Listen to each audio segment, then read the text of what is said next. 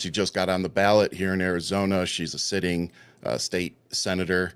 Her name is Analise Ortiz. So as soon as she gets in here, I'll give you a brief description. So she was born and raised here in Arizona with family of 6 kids, which is insane. I had one brother, and that was more than enough. She had parents that were both educators, and when you see videos of her, that's not very surprising. And so she became an investigative reporter, and then uncovered some pretty nasty stuff and fraud, and decided that she wanted a seat at the table. She didn't want to just report on it. She wanted to actually play a part in fixing it.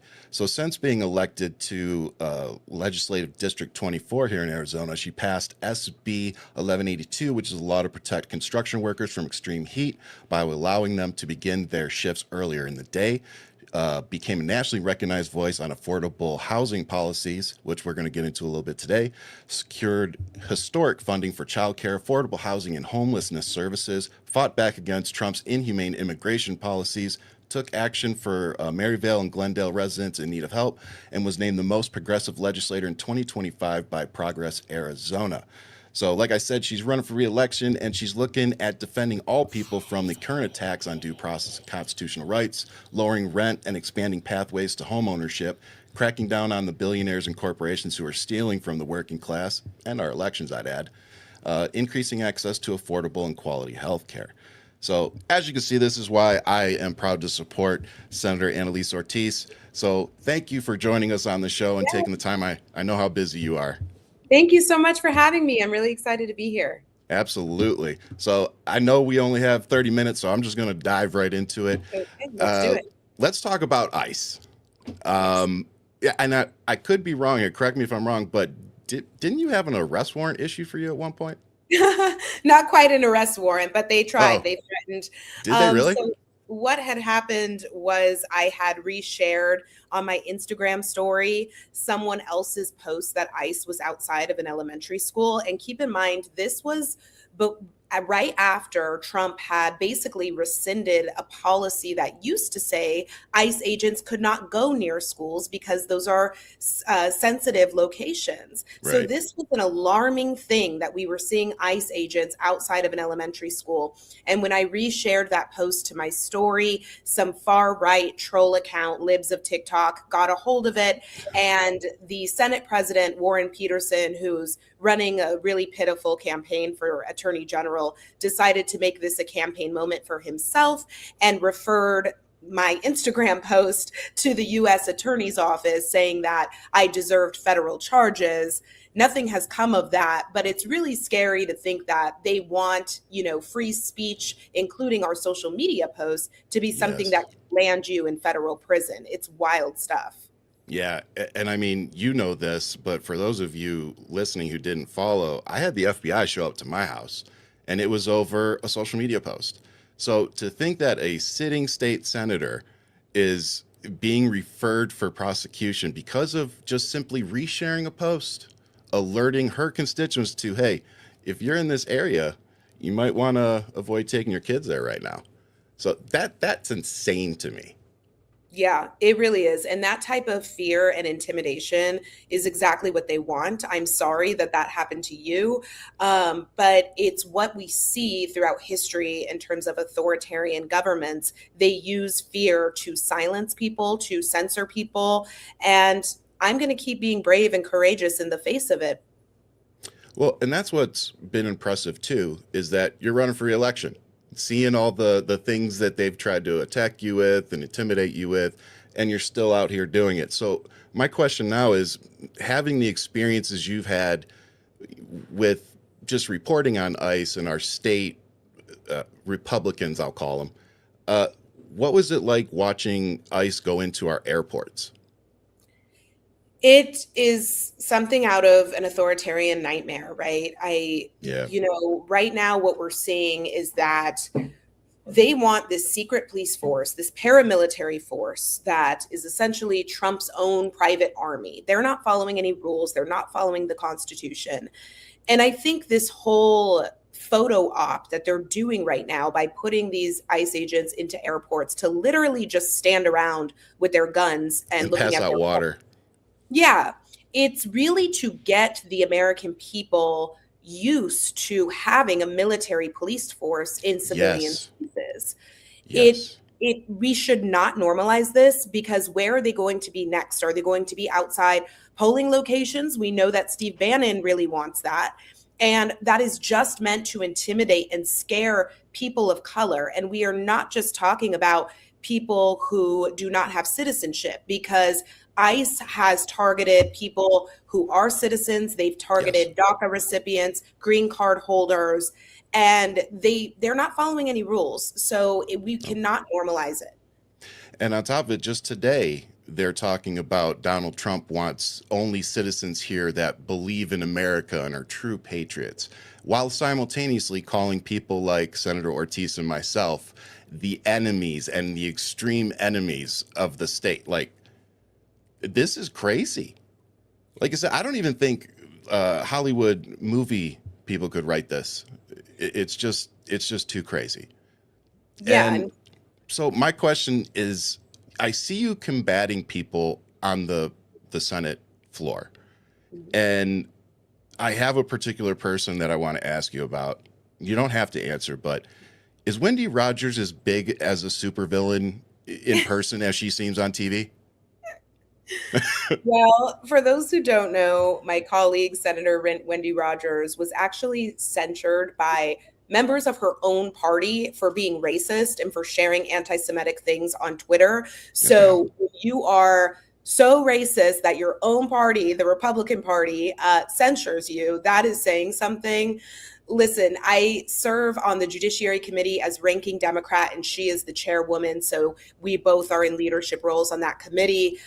There are times that she will respect me and respect things I ask of her, like making Okay. sure we have fair representation for people in the public to be able to speak. But there are other times that she shuts off public comment and gavels us down unnecessarily. So it's really frustrating to be in that position. But those are the people that I'm forced to work with, so long as Republicans are in the majority of the state legislature. And we really got to change that and get Democrats in the majority, so that I could be the chairperson of Judiciary, not this woman who has a censure on her record for being racist. Yeah, that would be a lot easier to watch, I can tell you. For those of everybody listening, because this is such a bigger microphone than I'm used to, and Brian, thank you for letting me indulge and bring on my Arizona candidates this week. But for those of you that don't know, can you paint a picture of what our state legislature looks like and what we need to do to at least give Democrats a fighting chance up there? Absolutely. So Arizona's state house and state senate are both controlled by the Republican Party, but not by much. In the Senate, the breakdown is 17 Republicans, 13 Democrats, and in the House, 33 Republicans, 27 Democrats. We then have Governor Katie Hobbs, who's a Democrat. And so while we have this far right extreme legislature sending bills to her desk on things like banning teachers from using a child's pronoun that they prefer in the classroom, Yes. bills that would abolish vote by mail, bills that would give huge tax breaks to the richest Arizonans. We thankfully have Governor Katie Hobbs, who's vetoing those bills. All of But them. it basically means that the Democrats in the legislature, our bills hardly ever even receive hearings. So I've had a bill to put a cap on rent increases. I introduced it for the past 4 years. It has not received a 4 hearing. years? Yes. So if Wow. Democrats are in the majority, that means we can finally move our agenda forward. We can finally start putting up bills that will save Arizonans money, make the rich pay their fair share. Those types of bills would start moving through the process, but we can't even get there right now with this current makeup. So every legislator is up for election this year, 2026. Yes. So we really need folks to be voting all the way down the ballot for your state senator and your state representatives. Yeah, and we need to pound that message home repeatedly. So with that, I wanted to pivot to cost of living. And I mean, you probably just put an exclamation point on it that you've had a bill sitting there for 4 years about it. But with that, could you kind of explain though, maybe what that bill's about or the ideas that you have with the current situations we're facing? Yes, there are so many problems right now when it comes to affordability. My effort around rent caps and rent stabilization has not been one that can get Republican support. But this year, another one of my bills, the Stop Corporate Homebuyer Act, which would have put limits on how many single family homes a corporation can buy, that bill actually got bipartisan support. Unfortunately, it did not make its way through the process because there were other Republicans, those who are more corporate aligned, who ended up quashing that bipartisan effort, which was really disappointing.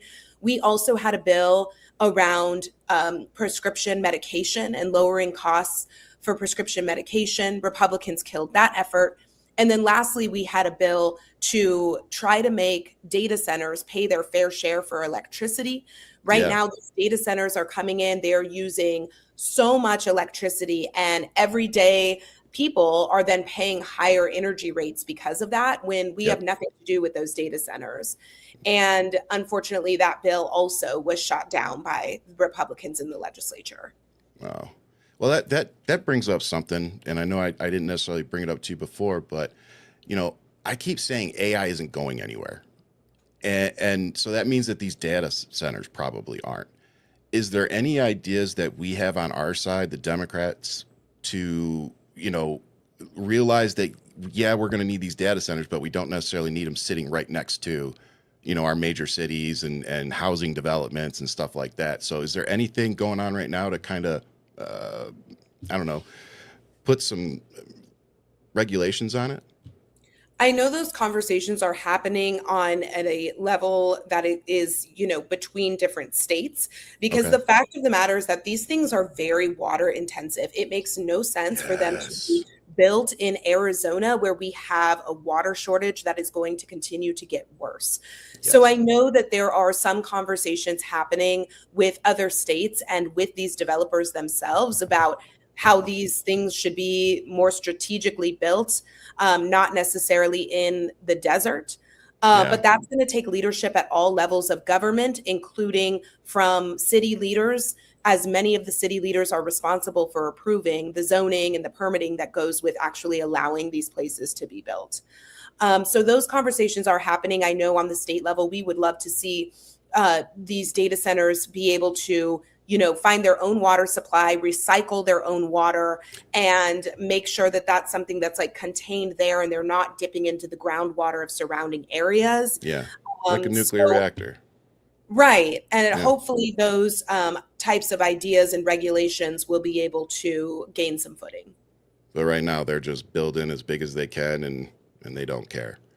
And that's the part that I find frustrating is, as a resident, I literally have a letter pegged on my board from the water company saying, make sure you conserve water and here's the things you can do, while simultaneously we're watching, the data centers get all these crazy water allotments. But what's frustrating too is, you talk about Katie Hobbs, and I've been really happy with AG Chris Mays and the job that she's been doing.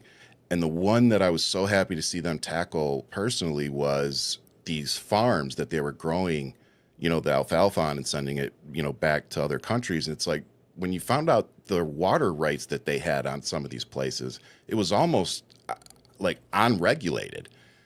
And who made those deals? Yeah, Governor Doug Ducey made those deals. He's a Republican. And as soon as Governor Katie Hobbs came in, she cut those contracts and said that these foreign corporations from Saudi Arabia could no longer soak up our water. They were getting a sweetheart deal for this.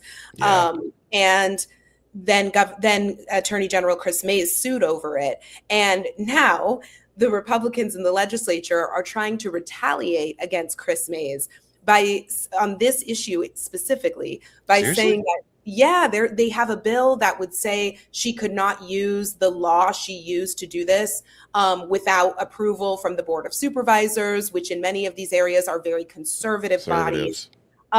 They also have another bill that would allow hedge funds to profit off of Arizona's groundwater. So they are going in the complete opposite direction of where we should be right now. The question of water conservation and just basic good governance is out the window with these Republicans. They actually are finding ways for their corporate buddies to profit off of our Yes. limited water supply and out of the water emergency we're in. It's horrible when you think about the fact that water is life, and for them they are literally saying that profit is more important than people's lives.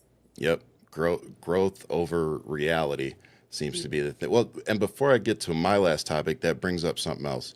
We've seen recent decisions by the federal government that has allowed certain lands to start being destroyed again, to put up walls. You're so much more in touch with the community, getting out there every day. What's been the reaction to that? Has there been a reaction to that? People do not want to see a border wall. They do not want to see public lands taken. They don't want to see Oak Flat being sold away to a copper mine. And for those who don't know, Oak Flat is a very sacred tribal area that's very important to our indigenous tribes here in Arizona. And a copper mine wants to go in and basically demolish this sacred land. Yeah. It's horrible. And when it comes to the border wall, Trump is saying he's going to, extend the wall there in southern Arizona. I've talked to indigenous tribes that extend across the border, so they don't want that going right in between of their ancestral homelands.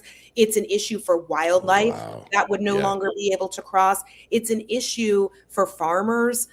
So it's completely out of touch with what the people of Arizona really need. And again, more than anything, the people of Arizona need policies that are going to make life more affordable. And when we're talking about extracting resources from our lands, that is not going to make things better for Arizonans, especially if we can no longer live in this beautiful, beautiful state that we call home. Yeah. I mean, it's one of the reasons I moved here. I grew up in Michigan, and it is Okay. flat and cold. And when we came here, I recovered from a surgery, and we went back for like 3-4 months. I looked at my wife and go, I want to go back to Arizona. Like, the weather's perfect. I love the scenery. And then here in Tucson, I love our culture here. Yeah. We have issues like every other big city, but I really do enjoy our community. I coach my kids soccer. So, and we're able to keep politics out of it.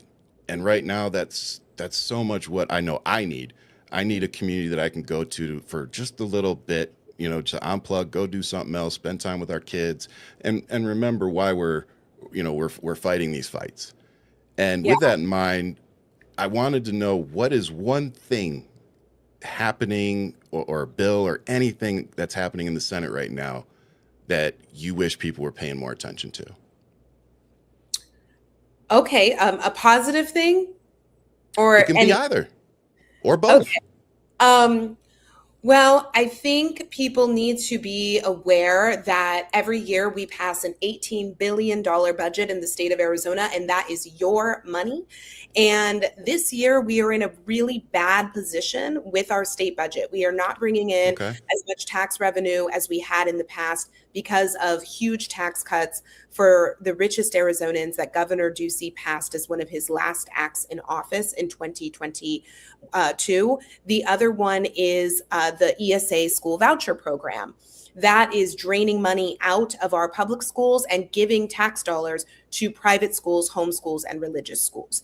So we are about to start the budget negotiations. I would encourage people to go to azleg.gov, find your legislator, email them, let them know what you want to see in the state budget. Let them know what you say should not be cut. We should not have cuts to housing, healthcare, road improvements, whatever issue you care about. Let us Yeah. know, because we're going to be having those conversations. And something that's giving me hope, that's in a similar vein, is that the public school educators came together to put a ballot initiative on the ballot this November to put some guardrails on this school voucher program so that we will not be in such a bad budget situation in the future.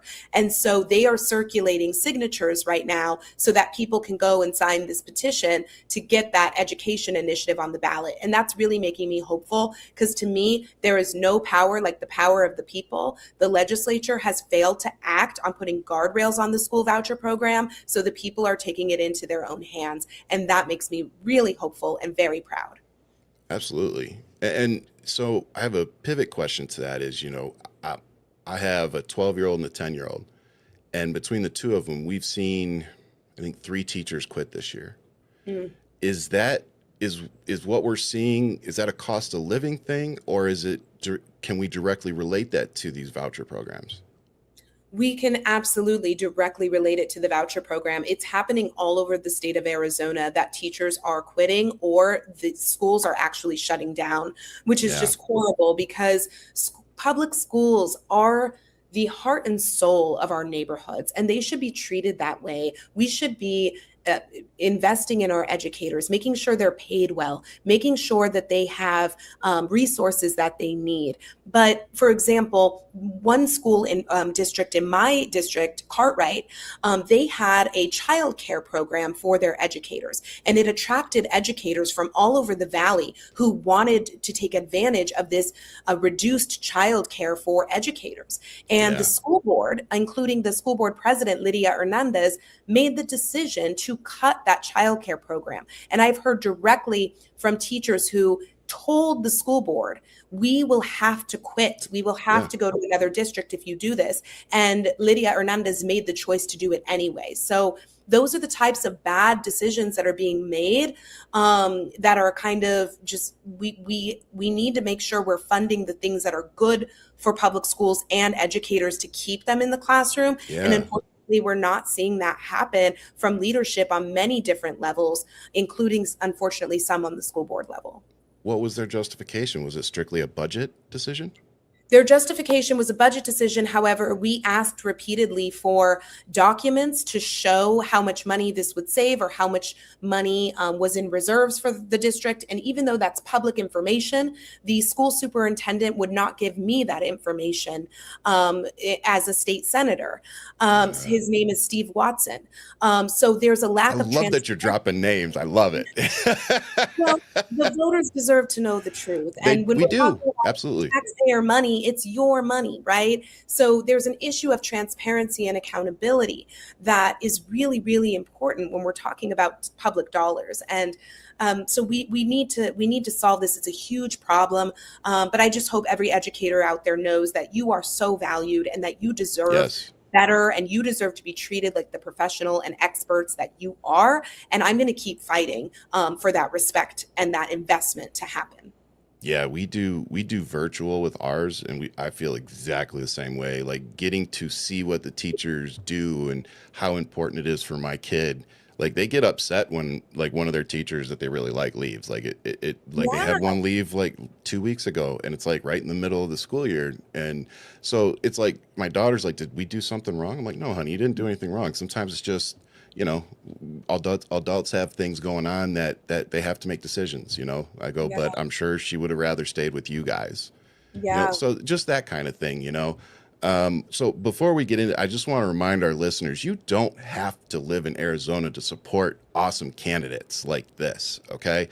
And as you hear from me almost every show, when you donate to Democrats, remember they have these little union bugs on all their stuff. That means that they're supporting high paying union jobs when they get that from the print shops. It's also why you see triple the MAGA crap, because they get theirs from wherever they can get it cheapest so they can put it on everybody and everything. Democrats would rather support some high paying jobs. Why? We're handing out our propaganda. Well, I mean, it is campaign propaganda, but when we do our merch, always look for that union bug, because that means you have a candidate that's actually supporting what they're preaching. So with that, I wanted to real quick talk about election security and access, especially with plenty of people know the story now. They've tried to come in and get voter rolls and give it to the FBI, which maybe you can tell me why the FBI would be handling that. So what do we need to be focused on the most heading into midterms? And yeah, let's start there. Well, first and foremost, make sure you're registered to vote and be consistently looking at your voter registration to be sure you're still registered and that you're still on the active early voting list. You can check all of that information at servicearizona.com. Right now, we have the threat of the feds coming in and trying to take over our voting rolls. Yes, ma'am. Secretary of State Adrian Fontes and AG Chris Mays have been very, very strong in the fact that they are not going to let that happen. They have Yep. been working on contingency plans to prepare for anything, right? Because anything is possible under Right this now. administration. I would say that it's best to stay very informed with people like Ryan that are providing information and updates. You can follow me on social media, including on my TikTok. And we're going to be monitoring the situation very closely to be sure that everyone is able to vote freely and without intimidation or fear. There is also the chance that they will actually send ICE to the polls, even though earlier this year we did kill a bad state level bill that would have required ICE at the polls, but we don't know what Steve Bannon and his cronies are going to do. So there's something called election protection hotlines in every state. You can sign up to be a volunteer with these election protection hotlines to observe the polls. And if you are a citizen and you are someone who's in a situation of privilege in that maybe you aren't as much of a risk of being arrested or anything like that, I would encourage you to sign up for that, because people of color are going to be very afraid. Again, only eligible citizens can vote. Nobody Yes. is disagreeing with that. This is about intimidation for all people of color. And so if you are someone in a position of privilege, please use it to sign up to be an election protection observer to make sure that people can vote safely and without fear. Amazing. Ma'am, thank you so much for giving us 30 minutes of your time. Like I said, I know how busy you are, and I love that you go around to businesses. I really do enjoy where you go grab a drink and then just tell us how insane things are. So please keep educating us, and I look forward to next time. Thank you, Ryan. I'm so happy that I could be on here. And if folks want to learn more about me, you can find me at ortizforaz.com or on any of my social media. Thank you so much. Outstanding. Thank you, ma'am. We'll see you soon. Hey, did you enjoy that? Good. Then make sure you hit that like and subscribe, and maybe check out some of these other videos.